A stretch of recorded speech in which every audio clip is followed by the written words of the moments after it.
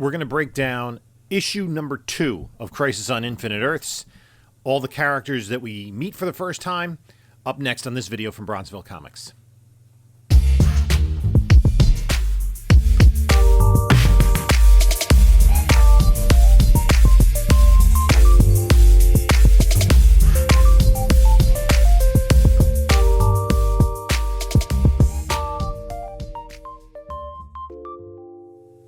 Hey there, panelologists. This is Jim from Bronzeville Comics coming to you with another video. And in this series of videos, we're going to look at the 1985-1986 DC miniseries Crisis on Infinite Earths, which changed the course of DC Comics history at the time. But you really need a primer in order to be able to read this. You need to have a fairly thorough knowledge of DC Comics history in order to understand who all the players are. And, you know, even then, it can get awfully confusing because we're hit with a lot of new characters. So what I would recommend, if you have not yet read Crisis, and you intend to, if you've read it once, read it once, each issue, right?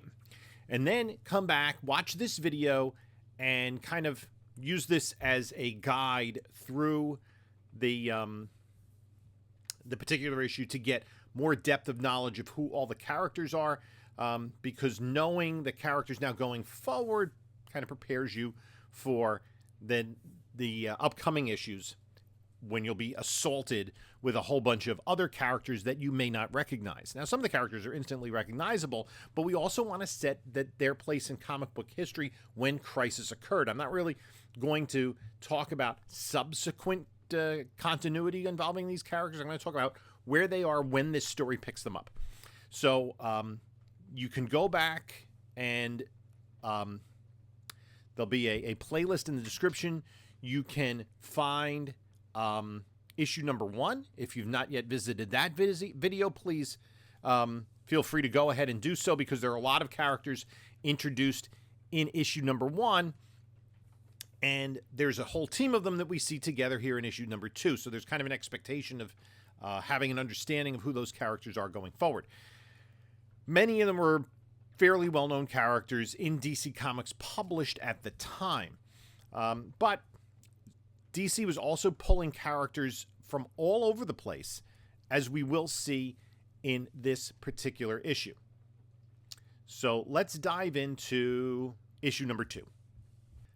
Here we have the cover of issue number 2, another cover by George Perez. The book is written by Marv Wolfman, drawn by George Perez with inks by Dick Giordano. And we see the cover here. We're introduced to a new character that we haven't seen before. We'll talk about him in a minute.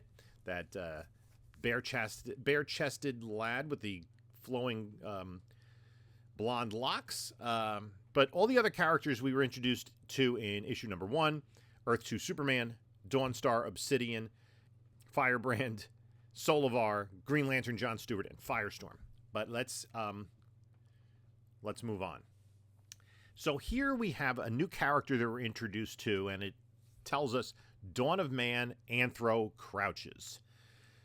This character is Anthro. Anthro was a character who first appeared in Showcase number 74, May of 1968, created by Howie Post, and he was advertised as the first boy. He was a Cro-Magnon born of Neanderthal parents, kind of marketed as the first hero. He did heroic things. He did have his own 6-issue series shortly following that Showcase appearance. And then he really didn't appear all but once before this appearance in Crisis on Infinite Earths. He did have a role in Showcase 100, which, much like Crisis, was a book that took every character that had premiered in Showcase, or it appeared in Showcase, and put them all together in one story. Not every character, because it didn't have G.I. Joe or James Bond, but that's an entirely different story.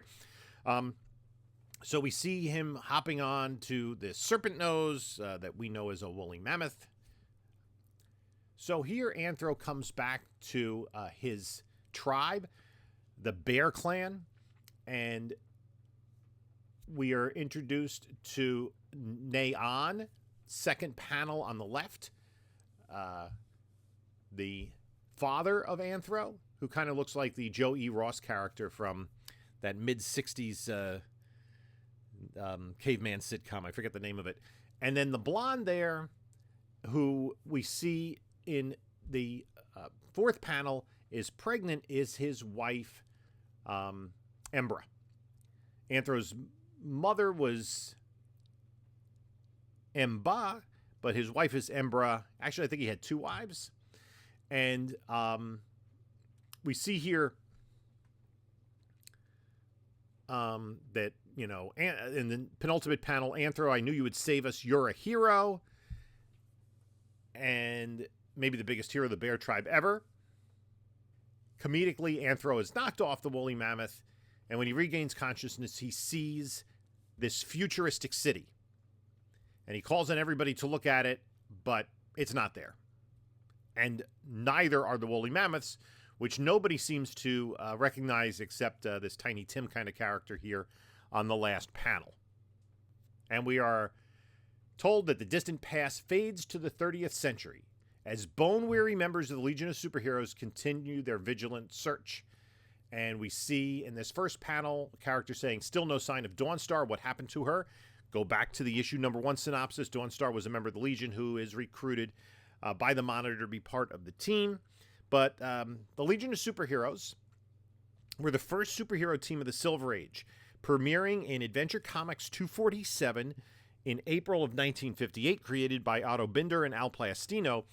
In that issue, there were 3 characters, Cosmic Boy, Saturn Girl, and Lightning Boy, who would subsequently be Lightning Lad. They are heroes from the 30th century who were inspired to become teenage superheroes by the exploits of Superboy.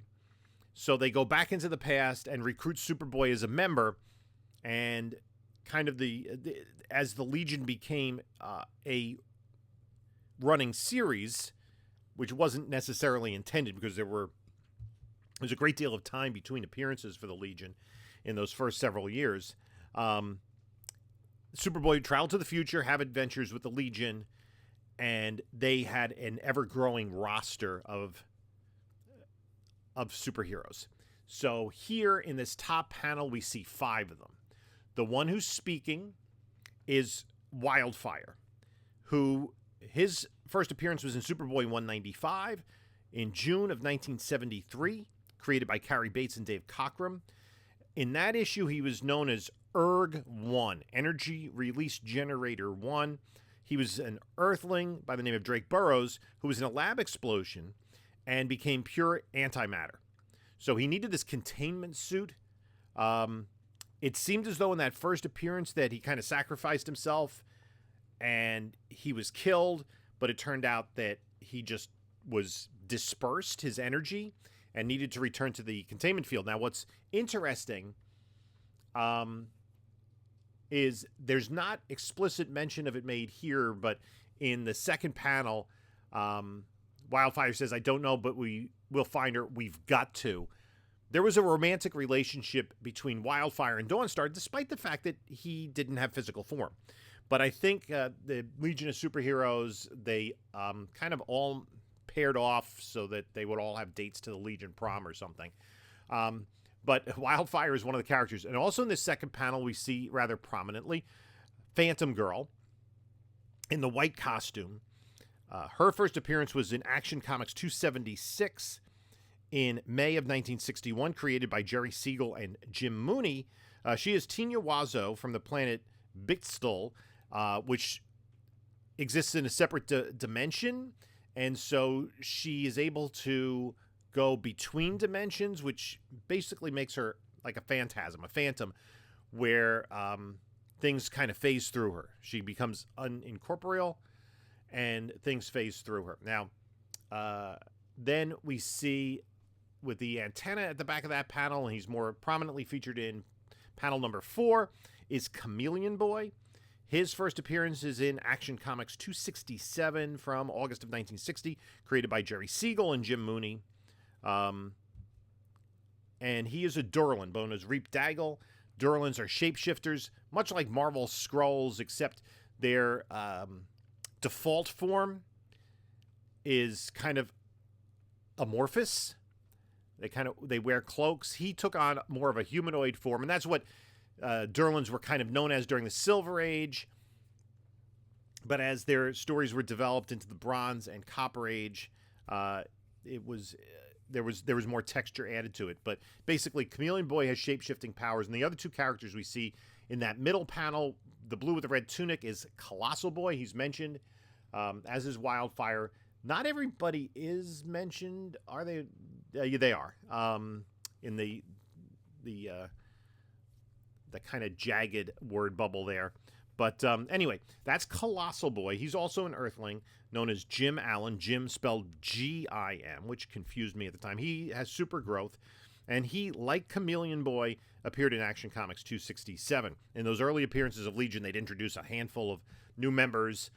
So their first appearances, there's 3, 4, 5 members introduced at a time. One thing I would say about Chameleon Boy that we got to kind of circle back to is that it's later revealed prior to this continuity that his father is R.J. Brand, who was the founder of the Legion, and it is retconned at the time that he was a Durlan but was stuck in humanoid form. So Colossal Boy has the power of super growth, and then the last character of the 5 is Lightning Lass. She had her first appearance in Adventure Comics 308. She is the sister of founding member Lightning Lad, Ayala Rands from the planet Wynneth, her brother Garth Lightning Lad, and twin brother. And they had a non-twin brother, which was unusual for Wynneth. Wynnothians. Mech, who became the supervillain Lightning Lord. But all 3 siblings were on some sort of space mission. They landed on a planet with these lightning monsters, and the lightning monsters shot them, but then they absorbed the power and became got lightning powers. So she premiered in Adventure Comics 308, I think I said May of 1963, created by Edmund Hamilton and John Forte. At the time Lightning Lad was dead, he got better. And she disguised herself as her brother and to join the Legion. But when Lightning Lad returned to life, they had a bylaw that you couldn't have duplicate powers. So she stepped away from the team, but then she got powers to make things, to control the gravity of things and make things super light. So she became Light Lass. She had a little feather on her uniform to indicate that things were light. And she eventually, by this time, she got her powers back after a conflict with her brother, Lightning Lord. And she was paired off with Timberwolf, although she did have other romantic relationships at the time. Now, in the center panel here is one of the main members of the Legion of Superheroes, Brainiac 5. He also premiered in Action Comics 276, I believe, with Phantom Girl. He is the descendant of the Superman villain Brainiac, who we will meet shortly. Not in this issue, but in a subsequent one. He's a Kaluan. He's an 11th level intelligence. He's a genius. He created flight rings for the Legion, which is why, regardless of their natural power set, every Legionnaire can fly.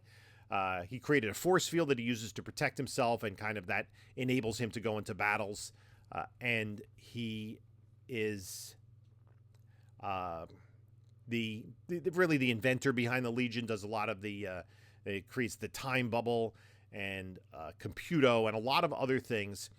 And he was romantically linked to Supergirl. So he's always played a major role in Legion lore. I would say throughout their history, he's probably one of their top 5 most important characters.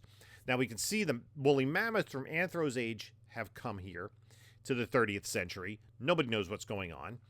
In the bottom right panel here, we see members of the Science Police, which were non-powered police officers. Their first appearance was in Adventure Comics 300 in September of 1962, created by Jerry Siegel, George Papp, and Mort Weisinger. So here in page 5, we see the Legionnaires trying to handle things. Lightning from Lightning Lass, a blast from Wildfire.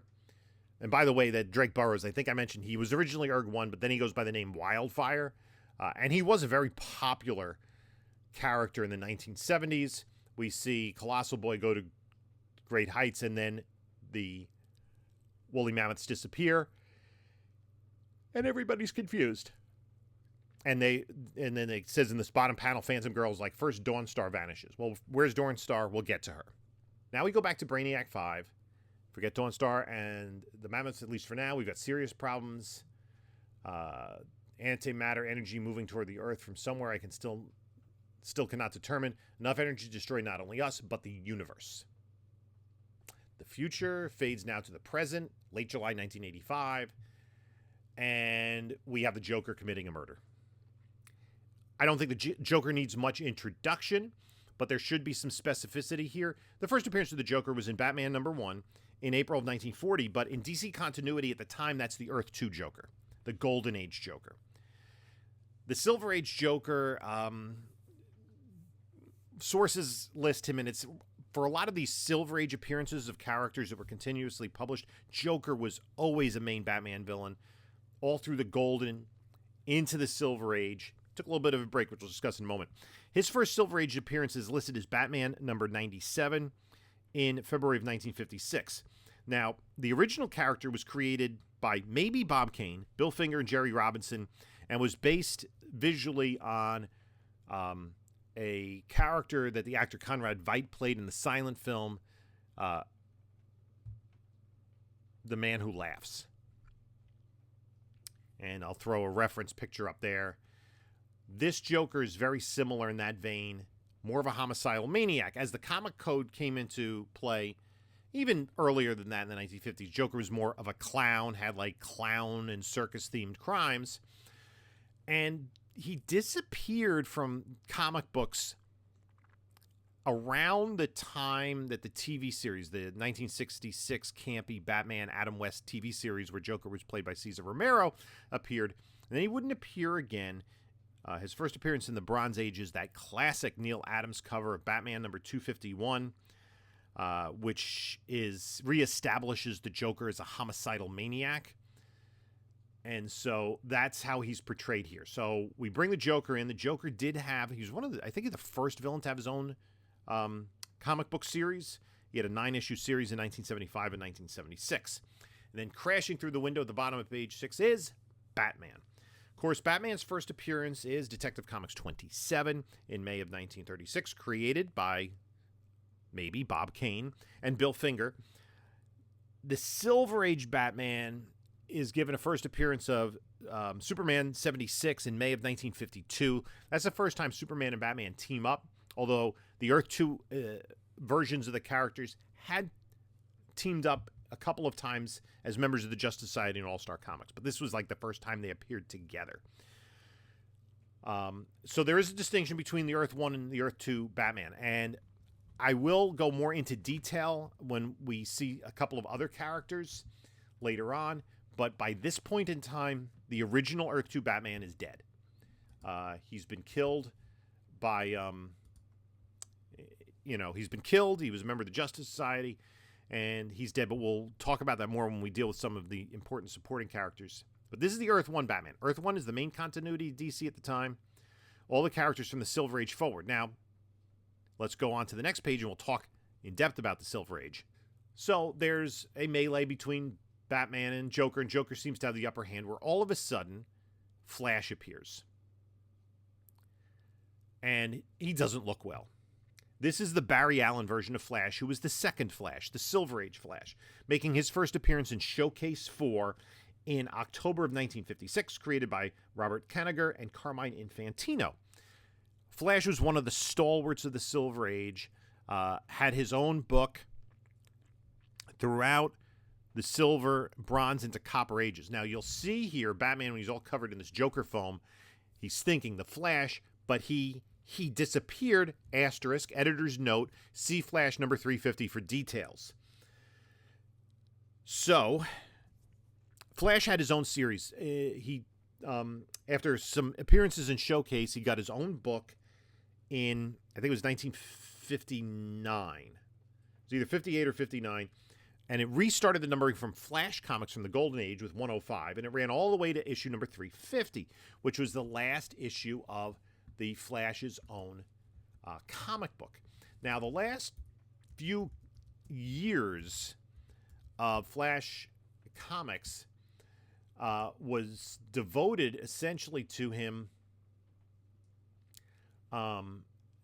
His wife Iris having died, but she wasn't really dead, and she was murdered by Professor Zoom. And then Flash, there's a whole trial of Flash on trial for killing Zoom.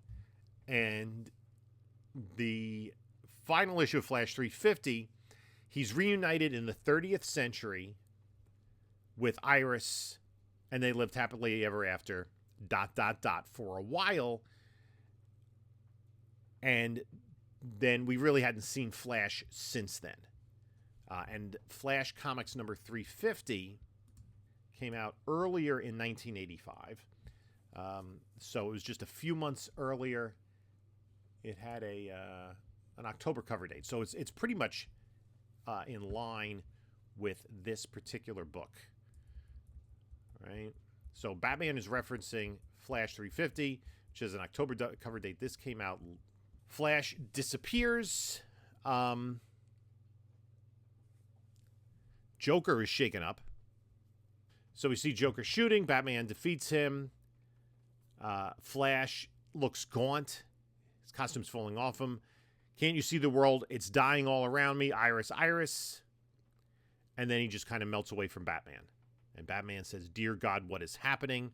And we go to the opening credits, essentially. So now we have this 2-page spread, which reintroduces us to all the characters that the Monitor and Harbinger had assembled in issue number 1.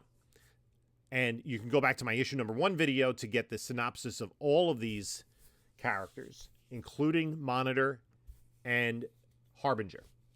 So they're kind of having this revolt against the Monitor. What are you doing? How do you have a say in this? Basically, what can we do? And Superman, the original Golden Age Earth 1 Superman, says, "I suggest we hear him out. If he's telling the truth, we'll save our worlds. If he's lying, no power exists that can defeat us all." Right? So the Monitor goes on to start explaining him. And the power ring, John Stewart thinks he's telling the truth. And they don't like the sound of it. The Monitor, they're all in his satellite. And then they're trying to decide whether they're going to help the Monitor in his plan. And he's saying, all life rests in your hands. So now Lila Michael shows up in her full Harbinger form. In 5 crucial eras throughout time, the Monitor's planted certain devices powerful enough to halt the antimatter tide. 5 eras which coincide with the existence of heroes such as you. For the presence of such heroic ideals creates its own focal point. We must protect them from our enemies. Then you must engage them on our command. And Arian says, she's different. I sense darkness within her. I trust the Monitor, yet the one who serves him frightens me deeply. So they agree to help, and the team split up, which was very reminiscent of the way that Gardner Fox would do the JLA, JSA team-ups and have, the heroes get into like groups of 3 or 4 and go off to fight a different part of the story. And then at the bottom here of the page, rest now, Monitor, conserve your strength, while I must alert the other. I am unable to resist him. I am forced to obey his commands. Forgive me, though you have been my father and more, I now betray you. So that's setting the plot in motion as we're getting introduced to all these characters and just trying to bring in so much of DC history. What is the plot that's motivating the entire story? And where is it going to end up? This is a world shrouded in mystery, a world very few even know exists. Yet this tiny globe is the very center of the known universe, controls the power infinite. This is Oa, homeworld of the Guardians of the Universe. So we see these little blue men in the red robes, and there's the central power battery there. The Guardians of the Universe made their first appearance in Green Lantern number 1 in August of 1960, created by John Broome and Gil Kane. And they were originally from the planet Matus. And we'll talk more about that because they do have a really important part of the storyline without giving anything away. there are 36 members of the Guardians, all males. Their female counterparts are Zamorans, who is the race that the Green Lantern villain Star Sapphire comes from. And they have had their hand in the creation of many of the problems throughout the history of the DC Universe. The Manhunters, Martians, Scions.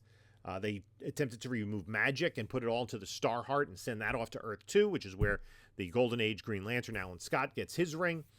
But now we see the power battery, or speaking kind of through the power battery, no Guardians, it is too late. You shall no more summon your soldiers than prove a threat to my plans. What began with you so many centuries ago ends with you now. And there's an explosion, and the Guardians are, I guess, rendered unconscious. Metropolis, Earth-1. And now we get the Earth-1 Superman. We've had the Earth-2 Superman, the one from the Golden Age. Now we have the Earth-2 Superman. And there are a couple of differences. This is the Earth-1 Superman. The Earth-1 Superman is a little more powerful. He is Kal-El, Kal-El, where the original Superman is Kal-El, Kal-El. And there's much more mythology and a family around Superman that was built in the late or very early Silver Age all the way through the Bronze Age. The Superman of Earth-1 is also Clark Kent. He works for the Daily Planet. Earth-2 works for the Daily Star. They tried to make some adjustments. So he meets here with Batman, who we saw earlier in the issue. Superman from Earth-1, his first appearance is credited as More Fun Comics 101 in January of 1945, which is really the first appearance of Superboy. But the Earth-2 Superman never was Superboy. He became a superhero as an adult. So all the Superboy adventures were linked to the Earth-1 Superman, not the Earth-2 Superman, even though his adventures began in the midst of the Golden Age in 1945. And so there's also that Superboy connection to the Legion of Superheroes. So now the grown man, Superman, who was Superboy, has had that history of adventures with the Legion. So there's often some familiarity there. And Batman explains the thing with the Flash, not knowing what's going on, and now Pariah appears. Pariah's first appearance was in the previous issue. And I don't think Superman needs a lot of other explanation for anybody that has any understanding of superheroes. Superman, infant, rocketed from the planet Krypton, gained powers and abilities far beyond those of mortal men. At this point in time, he has a tremendous set of powers. Post-crisis, he was weakened a little bit. The Earth-2 Superman originally didn't fly. He could only leap the tallest building in a single bounce. They gave him the powers of being able to leap an eighth of a mile. Things like that. So we will see a lot of interplay between the two Supermen as we go on. Now here we see one of these things that was built by the Monitor, one of these 5 important points in history, and we're introduced to a brand new character. This is Kamandi, known to many as the last boy on Earth. His first appearance was in Kamandi, #1, in November of 1972, created by Jack Kirby. This is the first Jack Kirby creation we've seen in Crisis. He did have his own series that ran 59 issues all the way up to 1978. And he was in a post-apocalyptic world. No secret that, and they play on it here with this wrecked Statue of Liberty on the right-hand side of the panel, that Jack Kirby was heavily influenced by the 1968 movie The Planet of the Apes, and he kind of was imagining Kamandi as almost an offshoot of that film. So we're not introduced to any of his supporting characters, but here he runs into Earth-2 Superman, Dawnstar, Solovar along for the ride. As he's trying to figure out what this contraption is. And Kamandi does live in a post-apocalyptic world with a lot of anthropomorphized animals, which makes, you see here in this bottom here, a gorilla. You've got to be one of the Tsar Simeon's hired killers. Happily, boy, I'm no such thing. I'm not even from your time period. Your eyes are different from other animals. Warmer, more trusting. So now Dawnstar, the shadow things are attacking the silhouette. Dawnstar knows the same as the monitors. And so they try to save this power source that Kamandi was climbing. And Kamandi's like, will someone tell me what's going on here? Which makes sense because, you know, we have all these time-trapped characters, time-twist-thrown characters, and, you know, not everybody's going to understand what's going on. Anthro didn't. Now we go back to our kind of the plot of the whole thing that's going to result in the conflict that we're going to have.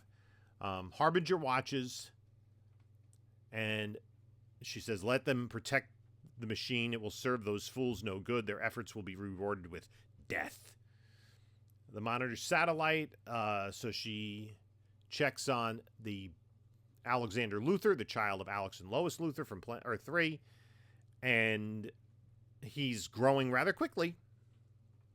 And the monitors, can you bring the Luthor baby to me? Lila doesn't quite know how to answer the man who's raised her since childhood. Indeed, how can you explain the sight she now sees? And we see, like, some sort of celestial embodiment within this Luthor child. Now we go to ancient Atlantis. So Arian is there, the Lord of Atlantis, a mage. And the machine has appeared in the midst of things. Psycho Pirate and Obsidian are with him. And we're introduced to some of the supporting characters, most notably here, the woman in white and green, Lady Qian, who is the romantic interest of Arian. I believe it's after this that they get married. She, like Arian, made her first appearance in Warlord 55. And then the Psycho Pirate kind of sneaks off. So he kind of goes off on his own, and then Pariah appears once again.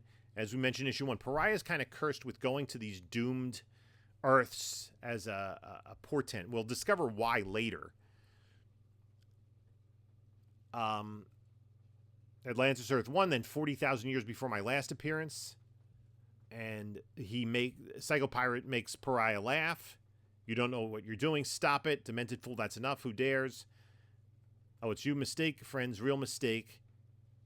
You see, absorbing purple hair's emotions increased my strength. What you fools need is a healthy dose of terror. Fight me if you can, but you may as well resist the terror of your own emotions. The Psycho Pirate is... actually, that's Obsidian, not a shadow character. Now, he makes Arian mad, and Obsidian engulfs Arian in darkness so that he no longer sees Psycho Pirate's face. In the meantime, this beam comes down and he's gone. Disappeared, but I don't think he planned to. And they're wondering, where did the Psycho Pirate vanish to? Now he's in this void. So we know he's not dead. And, you know, somebody has the power to remove his face. You must serve me as I demand. Your answer now. Oh, yes, Lord. Oh, Lord, yes, I'll do anything, but please don't ever do that again. Without a way of expressing the emotions sealed inside me would have destroyed me. I'll do as you command. So Harbinger tells Monitor they've lost Psycho Pirate. Surely his powers weren't that crucial. Monitor, my dear Lila, I needed him more than either Obsidian or Arian. The menace we deal with is one of emotion. And then what of the empath Raven? I can find no trace of her. She is on this Earth. Everything about her has been changed. Raven is a member of the New Teen Titans. First appearance in DC Comics Presents number 26, created by Perez and Wolfman. And no, I fear we will have to forego this avenue and investigate another. Lila, my dear, get me the file on the new Dr. Light. Dr. Light was a villain whose first appearance was in Justice League of America number 12 in June of 1962, Arthur Light. And he's created by Gardner Fox and Mike Sikowski. So now we're talking about a new Dr. Light it's time to create her. It's going to be a woman. Pariah is being questioned. Page 23. Pariah is being questioned about what happened to Psycho Pirate. He's like, I had nothing to do with it. And now the antimatter is attacking. Your Earth will die. He lied. Pariah weeps. Fraying begins again. It reaches this universe too. And Monitor hasn't completed the arrangements for the new Dr. Light.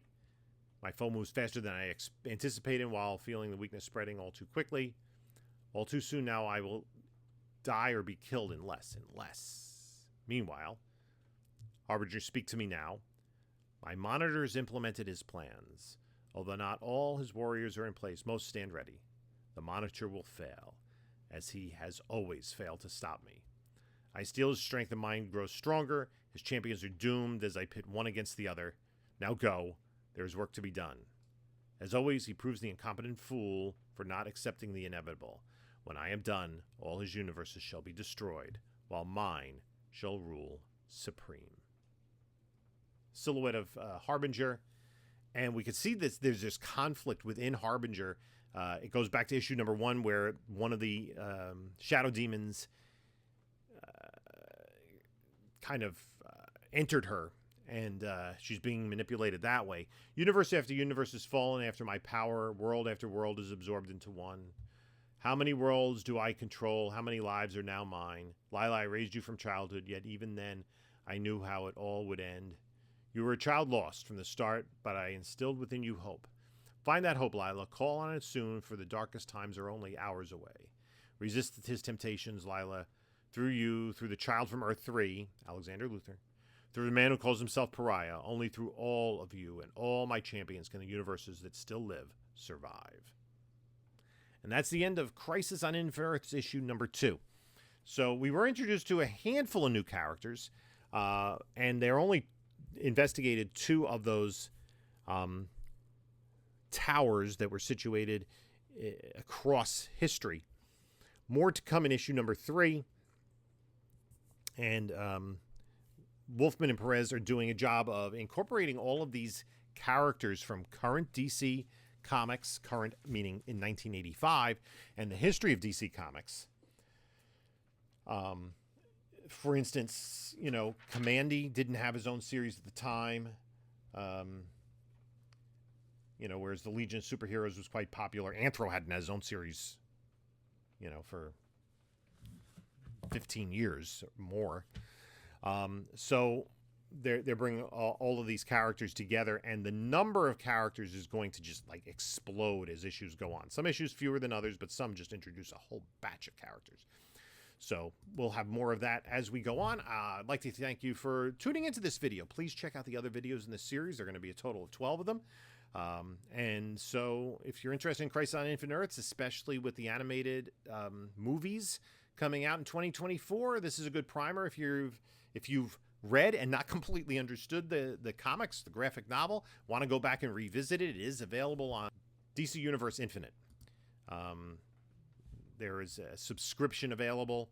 I don't get a kickback from that. I don't have anything to do with that, but I do use it in order to bring you these fun videos. So I'd like to thank you for stopping by. And this is Jim saying until next time, enjoy your comics.